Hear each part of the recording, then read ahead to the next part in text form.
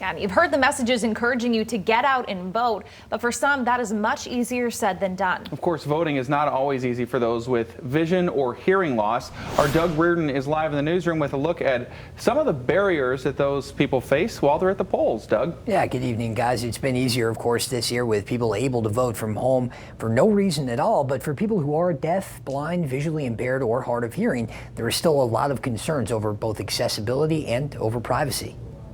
Around 32 million American adults experience some form of vision loss. Another 48 million experience some loss of hearing. Aside from the stressors of everyday life, elections are an especially tough time to navigate for that large part of the electorate. There's a lot of information that's received that is confusing and conflicting. So, what do you do? Rowan O'Doherty is board president of the Deaf and Hard of Hearing Services in Grand Rapids. O'Doherty says there isn't a whole lot of information on accessible voting for his community. When it comes to communication, like translators at the polls,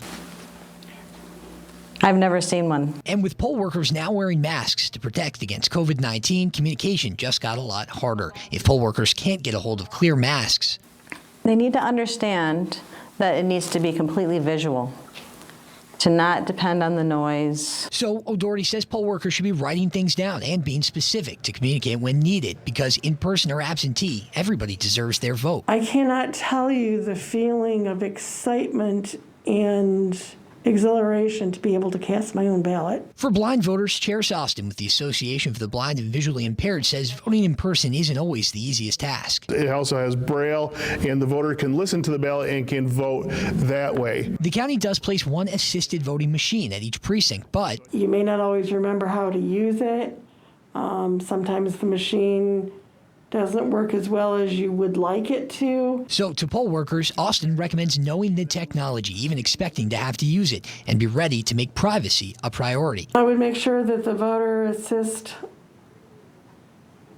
machine is set up in a place where no one else can watch you. The machine might be set in the middle of the room, and anybody who's walking in can see you vote.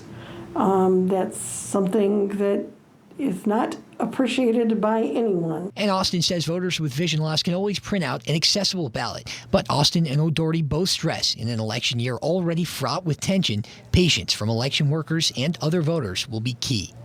Because it's an overwhelming time. So we have to do what we have to do.